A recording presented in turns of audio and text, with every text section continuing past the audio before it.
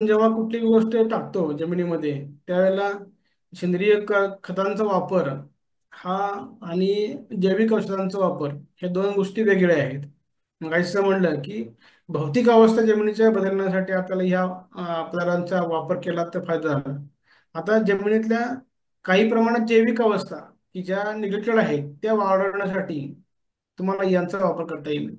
आता जमिनीमध्ये सेंद्रिय पदार्थ टाकले आपण किंवा सेंद्रिय खतांचा वापर केला त्यामध्ये चांगलं कुजलेलं शेणखत असेल, चांगलं कुजलेलं गांडूळ खत असेल, चांगलं कुजलेलं बगॅस असेल, चांगलं कुजलेलं कोंबडी खत असेल, चांगला कुजलेल्या पालापाचोळ्यापासून बनवलेलं आपल्याला जे काय घटक आपल्याला टाकता येतील त्या सर्वांना आपण सेंद्रिय खतं म्हणू शकतो. या सेंद्रिय खतांचा वापर केला तर जमिनीमध्ये असणाऱ्या गांडुळांचं प्रमाण वाढायला मदत होते. आणि एकदा जमिनीमध्ये गांडुळाचं प्रमाण वाढलं की आपल्याला जमिनीच्या जी जैविक अवस्था आहेत त्या चांगल्या खूप मोठ्या प्रमाणात वाढायला मदत होतात.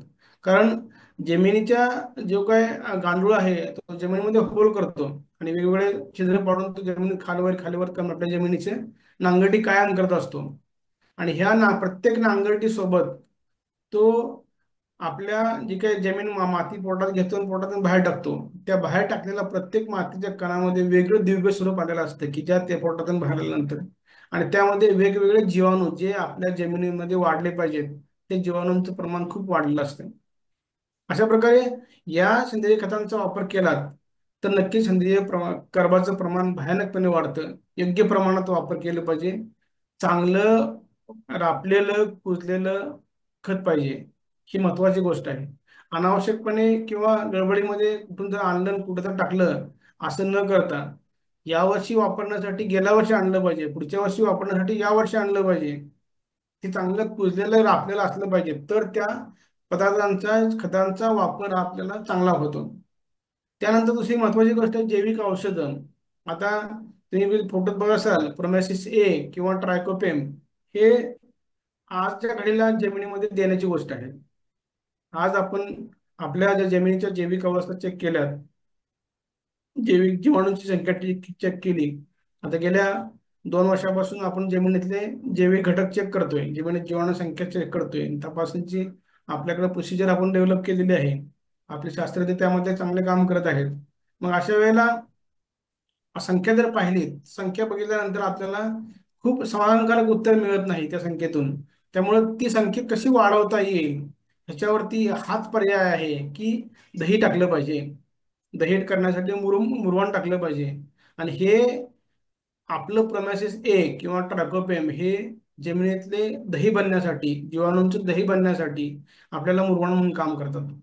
त्यामुळं हे जे प्रोमॅसिस ए आहे 1 लिटर वापरायचं का 2 लिटर वापरायचं, 1 वेळा वापरायचं का 2 वेळा वापरायचं का 3 वेळा वापरायचं का 4 वेळा वापरायचं का दर महिन्याला वापरायचं ह्याचं प्रमाण कुठं ठरलेलं आहे हे ठरवावं लागेल. हे आपण माती परीक्षणाच्या जीवाणूंच्या परीक्षणातून आपण हे चांगल्या प्रकारे आपण त्यांना करू शकतो, सांगू शकतो. परंतु ऑन अन ॲव्हरेज एकरी 1 लिटर तरी कमीत कमी जैविक खत किंवा ट्रायकोपॅम सारखं बुरशीनाशक जे काय जमिनीतल्या हानिकारक बुरशी आहेत त्या मारायचं काम करणारं बुरशीनाशक हे दोन घटक जरी आपण कंटिन्युअस वापरत गेलो दर 2 महिन्याला 3 महिन्याला 4 महिन्याला तरी आपल्याला जमिनीतलं सेंद्रिय कर्ब वाढण्याचं प्रमाण चांगलं होईल. आता हे कसं तर प्रोमॅसिस हे काय काम करतं जमिनीत असलेल्या हे आहेत जे अवेलेबल नत्र स्फुरद पालाश आहे ह्या पालाश उपलब्ध करून देतं. पालाश उपलब्ध झालं की ते मुळाजवळ येतं. मुळाजवळ आलेलं खत पीक ओढतं आणि पिकाने एकदा खत ओढलं की पिकाचं बायोमास वाढतं. मग ते बायोमास जमिनी खालचं वाढतं, जमिनीवरचं वाढतं. आणि एकदा बायोमास वाढलं की ते बायोमास आपल्या जमिनीमध्ये वेगवेगळ्या मुळांच्या द्वारे तयार करून जे काही सेंद्रिय ऍसिड सोडतं. सेंद्रिय ऍसिड सोडले की पुन्हा जैविक क्रिया वाढतात जमिनीतल्या. जमिनीला जैविक क्रिया वाढल्या की जीवनसंख्या वाढते. म्हणजे ही जी सायकल आहे सायकल कंटिन्युअस फिरत राहतं या प्रमासिस एच्या वापरामुळं. त्याच वेळेला ट्रायकोबॅम का वापरायचं तर ट्रायकोबॅम आपण जेव्हा कुठलेही सेंद्रिय पदार्थ टाकतो जमिनीमध्ये किंवा आपण टाकलेले पदार्थ असतात सेंद्रिय खतं असतात किंवा पालापाचोळा असतो तो वेळेत कुजला पाहिजे, वेळेमध्ये गेला पाहिजे. ते कुजवायचं प्रमाण ट्रायकोबॅम काही अंश करतं. त्याच वेळेला जमिनीत ह्या कुजवण्याच्या प्रोसेसमध्ये काही धोकादायक जे जे जीव जीवाणू आहेत ते पण तयार होत असतात.